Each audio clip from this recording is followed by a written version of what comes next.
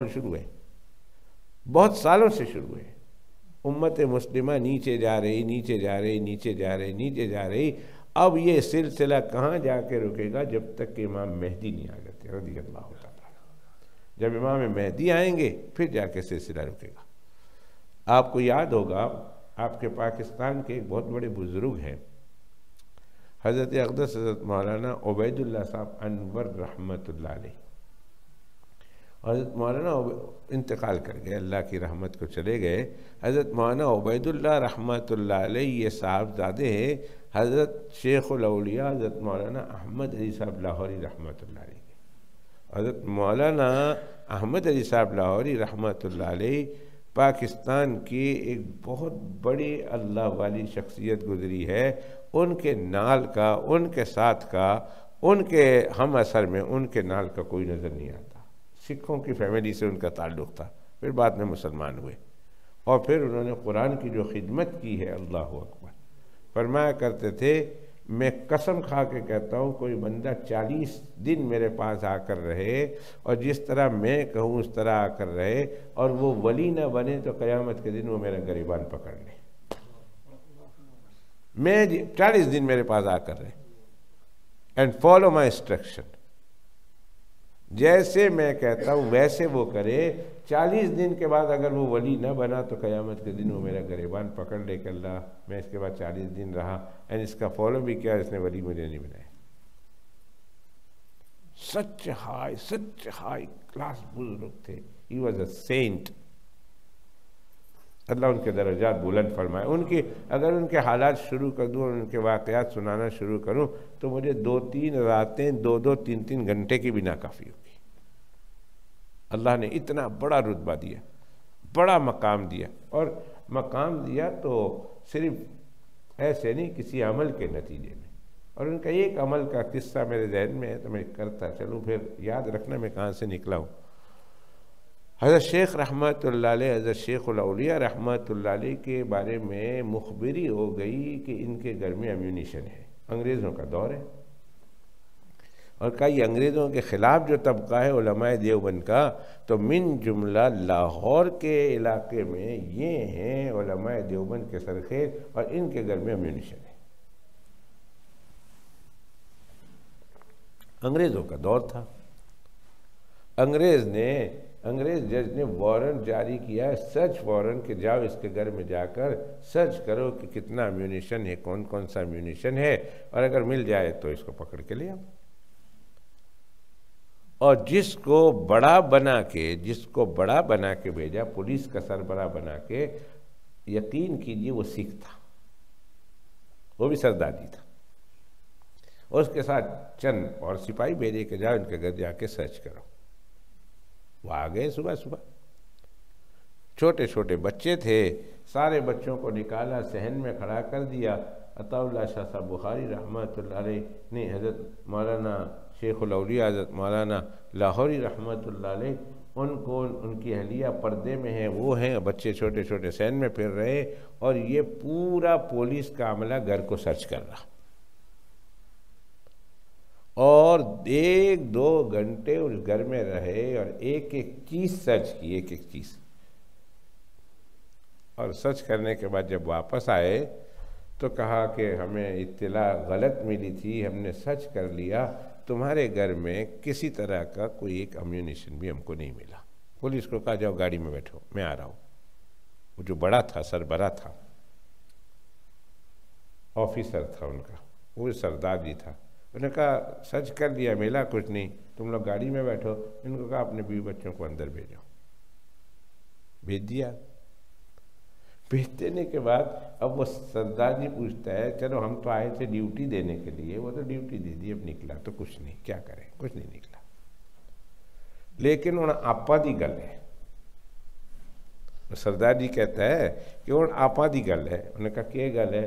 मैंने कहा मैं घर का सर्च किया और कोना कोना छान मारा, कोई चीज़ मिली नहीं। हत्ता कि हम किचन में गए और किचन में जाकर छोटे छोटे डब्बे भी हमने देखे, कोई इसमें बंदूक की गोलियां हो, वहाँ भी कुछ नहीं मिला। ये तो हो गया, लेकिन आपा दी गले है कि खांदे कितों, कहाँ से खाते हो? इसलिए कि इतने सारे बच्चे और तुम्हारे घर में जहाँ चावल रखा हुआ है तो चावल तो इतना भी नहीं है कि एक आदमी पेट भर के खा सके, तो खाते कितों यापन ही करते हैं। अल्लाह अकबर। शेख उलौलिया हज़रत मौलाना अहमद अली साहब लाहौरी रहमतुल्लाह अलैह की उंगली आसमान की तरफ उठ गई। कहा मुझे मेरी रोजी ऊपर वाले ने जिम्मा ले रखा है, वो मुझे खिला देता है, ये मैं फिक्र नहीं करता, दैट्स नॉट माय प्रॉब्लम। ये मेरी फिक्र करने की बात ही नहीं है, वो उसका काम है। उसने वादा किया है मा मिन दाब्बतिन फिल अर्द इल्ला अलल्लाहि रिज़्क़ुहा यअलमु मुस्तक़र्रहा व मुस्तौदाहा कुल्लुन फी किताबिम मुबीन। 12वां सिपारा इसी आयत से शुरू होता है कि ज़मीन पर जितने भी जानदार हैं, हर जानदार की रोज़ी का ज़िम्मा अल्लाह फरमाते मेरे है, मैंने ले रखा है। हर चीज़ मैंने किताब में लिखी हुई है, कहाँ तुम परमानेंट रहते हो, कहाँ तुम टेम्परेरी जाकर रहते हो, सब मुझे पता है और मैंने सब जगह तुम्हारे इंतज़ाम किया हुआ है। कहा ये मुझे फ़िक्र करने की ज़रूरत नहीं, पर इतनी बात बता दूं कि मैं कभी भूखा न सोया, न मेरे बीवी बच्चे सोए, खिलाता हुआ। तो अब सुनने वाली बात ये नहीं है, सुनने वाली बात आगे शुरू होती है। वो क्या, जब वो जा रहा था सिख, मैंने कहा ठीक है ये समझ नहीं आ, मैंने कहा सरदार साहब, सरदार जी तेरे समझ में नहीं आनी, ये बात तुम्हारे समझ में नहीं आएगी। वैसे सरदार जी के आम बात नहीं आती तो इतनी बड़ी गल उन्हें सरदार जी दे दिमाग में किस तरह जाएगी। वो 12 बजे के बाद तो वैसे ही नहीं समझते ना, तो वो उन्होंने कहा तेरे समझ में नहीं आएगा ये बात। उन्होंने कहा मेरे सरती ऊँची गल कर दे तू, बहुत बड़ी गल कर सड़ी है। और जेब में हाथ डाला और जेब में हाथ डालकर उस ज़माने में 10 रुपए का नोट निकाला और 10 रुपए का नोट निकाल कर हज़रत शेखुल औलिया रहमतुल्लाह अलैह के हाथ में रखा और कहा ये मेरी तरफ से तुम्हारे बच्चों को खिला देना, मेरी तरफ से ये 10 रुपए है। बहुत बड़ी रकम है 10 रुपये, उस ज़माने में बहुत चीज़ें आ जाती थी। अभी हम लोगों ने वो दिन देखे ना जिसमें चंद शिलिंग में दूध की बोतलें आती थी और ब्रेड आता था। मैंने तो वो दौर नहीं देखा, शिलिंगों वाला दौर मैंने नहीं देखा। अलबत्ता मैंने ये देखा है 17 पैंस 18 पैंस में दूध की बोतलें आ जाती थी, वो भी गिलास की दूध की बोतलें होती थी, वो हमने देखी है। और फिर ब्रेड जो है वो 10 पैने की, 11 पैने की, 12 पैने की हमें मिल जाती थी और वो भी हमने देखी। लेकिन ये शिलिंगों वाला दौर नहीं देखा। तो अब ये हमने देखा है ये पैनियों का, तो अंदाज़ा लगा ले उस दौर में आज से तकरीबन मैं तकरीबन 70 80 90 साल पुरानी बात कर रहा हूँ। उन्होंने कहा कि सरदार जी ने कहा ये 10 रुपये ने और अपने बच्चे को खिला देना। अताउल्लाह शाह साहब बुखारी शेखुल औलिया हज़रत मौलाना अहमद अली साहब लाहौरी रहमतुल्लाह अलैह ने सरदार जी का हाथ पकड़ा, वो 10 की नोट वापस रखी और कहा तेरा थैंक यू, तेरा शुक्रिया, तू ले जा। आगे जुमला जो कहा ना, वो कहा सरदार जी मैंने आज तक बेनमाजी के हाथ की रोटी नहीं खाई, तू तो काफिर है, तेरे से मैं हदिया कैसे ले सकता हूँ। गलत है, मैंने आज तक बेनमाजी औरत के हाथ की पकाई हुई रोटी नहीं खाई, तो तू तो ही काफिर, तेरा हदिया मैं किस तरह लूं। और करें अपने, बेनमाजी औरत के हाथ की रोटी नहीं खाई। फिर अल्लाह ने नहीं देना तो क्या देना है, मुझे देना है। फिर अल्लाह ने किसको देना, उनको नहीं देना। अगर अल्लाह ने उन पर रहम नहीं करना तो किस पर करना, मुझ पर करना है। वैसे मालिक का एहसान है, करोड़ों एहसान है, करोड़ों एहसान है, करोड़ों एहसान है, लेकिन उन पर जो अल्लाह का फजल होता है ऐसे बंदों पर, वो तो अलग चीज़ है ना, वो अलग चीज़ है, टोटली अलग चीज़ है, टोटली अलग चीज़ है। सरदार जी ने कहा ले ला, उन्होंने कहा ना मैं नहीं लेता। कहा ले तो लो, उन्होंने कहा ना मैं तेरे बच्चे को देता हूँ। उन्होंने कहा मैं नहीं खाता, मैं अपने बच्चों को कैसे खिलाऊंगा, ले जा 10 रुपये। चला गया। सरदार जी पैसा जेब में डालकर चला गया। हजरत गए, जोहर में गए, जोहर नमाज पढ़ के आए, असर हुई तो हजरत असर की नमाज पढ़कर मस्जिद से, लाहौर में शेरा वाला बाग है, वह शेरा वाला बाग के पास उनकी मस्जिद थी, तो उस मस्जिद से हजरत शेख उल औलिया रहमतुल्लाह अलैह उतर रहे।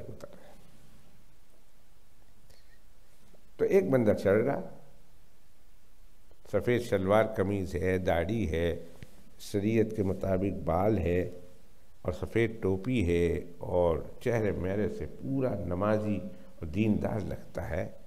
वो ऊपर जा रहा तो हज़रत नीचे उतर रहे, वो ऊपर जा रहे, कहा सलाम अलैकुम। वालेकुम सलाम। उन्होंने कहा हज़रत मुझे पहचानो। कहा पहचाना नहीं पहचाना। उन्होंने कहा मुझे नहीं पहचानते, नहीं पहचाना। उन्होंने कहा नहीं। उन्होंने कहा गौर से देखो। उन्होंने कहा देख लिया ना, कितनी बारी तकिए। कुछ बंदे कहते look at me man, do not recognise me, do not reckon me, look at me. मैंने कहा क्या देखे तुम्हारे अंदर? वंस आई सेड नॉट, नहीं रिकग्नाइज किया, नहीं किया तो नहीं किया। उन्होंने कहा प्लीज़ हमें देखो ना, हमें देखो, हमें रिकग्नाइज करो, हमको मालूम करो। तो कैसे मालूम करे भाई, ना बोल दिया कि I can't recognise you, finish. उन्होंने कहा हजरत मैं वही हूँ जो सुबह आपके घर आया था, सरदार जी। वो सरदार जी, वो तो मैं आया था ना ड्रेस में, पुलिस के ड्रेस में, लेफ्टिनेंट के ड्रेस में, ऑफिसर के ड्रेस में, और बड़े बड़े बाल थे और पगड़ी थी। उन्होंने कहा घर गया हूँ, ड्यूटी ख़त्म हुई, घर गया हूँ, बाल बाल कटाए हैं और ये शलवार कमीज़ ख़रीदी है, टोपी ख़रीदी है और मैं आया हूँ आपके पास। ऊपर चलिए और चलकर मुझे मुझे कलमा पढ़ाकर मुसलमान बनाइए और मुझे असर की नमाज़ पढ़ाइए। मैंने मुसलमान होना है, सुनने वाली बात। कहा चलिए ऊपर। I am the same person as who came this morning to you, visited you. आपको आके मैंने देखा है, I'm the same. लेकिन yes, early morning was too long है, सिखों का बाल बड़े थे, पगड़ी थी, ऑफिसर के मैं ड्रेस में था। Now I'm Islamic dress. Just take me, मुझे ले जाओ ऊपर, let's go, ऊपर चलो। और ऊपर चलने के बाद मुझे कलमा पढ़ाओ, मुसलमान बनाओ, और मुझे मुसलमान बनाने के बाद जो है मुझे नमाज मेरे ऊपर फ़र्ज़ हो जाती है असर की, मुझे वो पढ़ाओ। हज़रत ऊपर ले गए, कलमा पढ़ाया। कलमा पढ़ाने के बाद कहा हम तो असर की नमाज़ पढ़ चुके हैं, we not allowed to pray असर नमाज ट्वाइस, एक दफ़ा पढ़ ली है तो फिर उस दिन तो असर की नमाज़ नहीं पढ़ सकते। कोई आदमी आ रहा था, उसको कहा भाई इसको तुमने इमाम बनना है, ये मुक्तदी बनते हैं। उन्होंने कहा फॉलो द इमाम हावेवर ही डज, जो कुछ करता है तो इसको फॉलो कर। अभी तो तू मुसलमान हुआ है तो इसलिए सारी चीज़ें पढ़ना भी ज़रूरी नहीं है, लिहाजा तू बाद में सीख लेना, अभी इसको वजह से फॉलो करो, सलाम फेर, मैं इधर ही बैठा हूँ। चुनांचे उसने असर की नमाज़ पढ़ी। असर की नमाज के बाद जब दोनों उतर रहे हैं तो सरदार जी ने हाथ डाला जेब में और वही 10 की नोट निकाली और फरमाया हज़रत अब तो ले लोगे ना मुझसे, ये 10 अब तो ले लोगे ना मुझसे, अब तो मैं मुसलमान हो गया हूँ। सुबह मैं काफिर था और सुबह आपने कहा था मैंने तो किसी बेनमाजी के हाथों की मैंने रोटी नहीं खाई है, अब तो मैं मुसलमान हो गया हूँ हज़रत, अब तो 10 पाउंड ले लोगे ना। हज़रत ने मुस्कुराते चेहरे के साथ कलाव दे दो और 10 का नोट लिया, जेब में डाला और कहा सरदार जी तुम्हें सुबह नहीं समझ में आती थी कि अल्लाह किस तरह खिलाता है, अब तुमने देख लिया ना, अल्लाह यूँ खिलाता है, जब खिलाने पर आता है तो सिख को भी मुसलमान करा कर उसके ज़रिए से मुझे खिलाता है, सिख को भी मुसलमान बनाए। जब वो खिलाने पर आए मुझे तो सिर्फ यूँ नहीं खिलाता, पहले सिख को मुसलमान बनाता है, फिर उसके हाथों से 10 रुपये का मुझे खिलाता है। ये शेखुल औलिया थे हज़रत मौलाना अहमद अली साहब लाहौरी रहमतुल्लाह अलैह, who used to live in Lahore. और बहुत बड़ा मज़ार है मियानी कब्रिस्तान में। जिस दिन हज़रत का इंतकाल हुआ और मियानी कब्रिस्तान में उनको दफन किया तो अल्लाह ताला के एक नेक बंदे ने कश में देखा कि अल्लाह ताला ने हुक्म दिया कि अहमद अली कब्रिस्तान में आ रहा है। पूरे लाहौर की कब्रिस्तान वालों से इस वक्त मुझे याद नहीं है कितने दिन के लिए, कि पूरे कब्रिस्तान लाहौर के कब्रिस्तान वालों से इतने दिन के लिए अजाब उठा लो, जो लोग अजाब में हैं उनसे अजाब उठा लो, इसलिए कि आज मेरा दोस्त आ रहा है, मेरे दोस्त के एजाज़ में जिनके कब्र में अजाब हो रहा, इतने दिनों तक मैं अजाब कब्र उठा लेता हूँ। उनके बेटे हैं हज़रत मौलाना उबैदुल्लाह साहब रहमतुल्लाह अलैह। वो उनके मुरीद थे, उनके मुरीद। ये